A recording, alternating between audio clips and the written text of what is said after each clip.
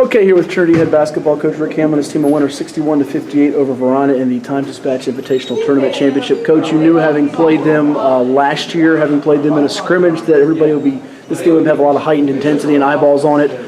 What did you see the first little bit of the game as one of your key guys got in foul trouble, and Jason Wade? Well, that was a huge factor for us. I mean, he makes us go at both ends of the court. He's, in my opinion, the best perimeter defender in the state.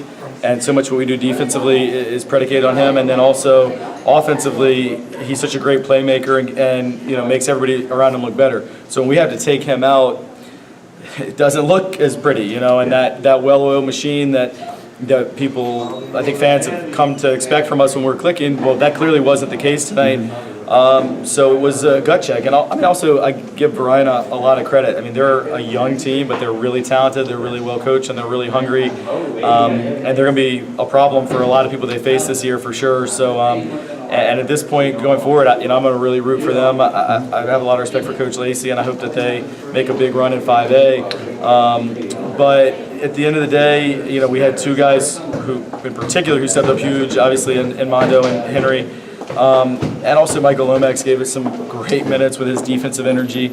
And then even though Jason did not have his best night, he did come back in, and even though I do feel like he felt like a little handcuffed because of the foul trouble, he wasn't as aggressive as usual, which is natural when you have three, and then he comes back in with three and almost within less than a minute gets his fourth. So we never got to see the real Jason Wade tonight, but he still was in there in the end, making some good passes, made one really huge free throw at least. And so, I still think, even though it wasn't his A game, we don't win without Jason either. Sure, no doubt about it. It was the blessing in disguise now looking back at it as a coach. We've been out in the middle of the game where you're trying to, get things situated, but hey, we started out 0-19 from three. Jason's in foul trouble, and you fought through adversity, found a way to win. And oh, by the way, your sophomore stud, Henry Coleman, had his coming out party to people around the state with 21 points tonight. Yeah, absolutely. I mean, Henry's just been getting better and better for us as he becomes acclimated with our system. And, with the way we play, there's a lot of trust involved with the player, from the coaches to the players and the players to the players. And so anytime you have a new guy, even someone as talented as Henry, it takes a little time for them to know how where he wants the ball and what he can do defensively. And it just seems like every game he's getting better. And he more than deserved to make all tournament. And tonight, Mondo was obviously limping a little bit from his fall. Wade's in foul trouble, and I mean Henry with his offensive rebounding and just attacking the basket offensively kept us in it when things looked a little bit bleak, to be honest. Well, it's just as a team, you could have easily been to say, all right, Mondo gets dinged up, foul trouble with Wade, not hitting threes. A lot of teams could have lost that game and pointed to those reasons as why they made excuses, but you guys didn't. Is that just the experience and the character of this group? Or? It's the character of this group, and we've built this program on toughness and being resilient and being competitive. So I trusted, even though we weren't clicking, and Varina was a big part of that. I want to really highlight and emphasize that. But I trusted that we have winners in that locker room, and we usually find a way. And so, there was no point I didn't think we would win. And they probably felt the same way too. I mean, that's how your mindset should be.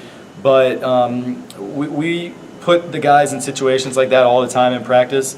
And basically, we value guys who compete, and you saw that play out tonight. I'll get you on this, and I thank you for your time.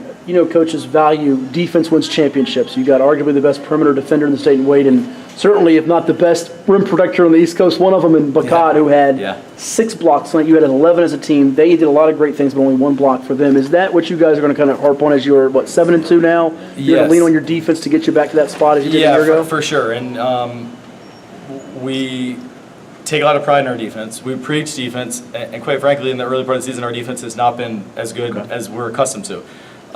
We were giving up, even in some wins, 70-plus points. Well, you played a couple national-ranked teams, too. We did. I mean, certainly a couple of those are understandable, but I think we're a lot better than we were a month ago. Tonight maybe doesn't show that, just in terms of it wasn't our best performance with Wade out and Mondo not quite 100% for large stretches of the game, and just our inability to hit shots. I mean, I think we're a pretty good shooting team, but you wouldn't know that from tonight. And I do think, and this is not an excuse, but high school kids aren't used to playing in a big vacuous arena True. like this, where the backdrop is very different, and the basket probably looks like it's kind of suspended in midair a little bit, but it didn't seem to affect Varina. I mean, they hit their shots, so credit to them. But I do think our defense, we made strides the last couple games. I mean, holding Hopa to 55 and then holding Varina to 58 tonight is better. But we definitely are not satisfied with where our defense is for us to achieve the goals that we have for ourselves. Thanks so much. Enjoy the holidays. All right, thanks.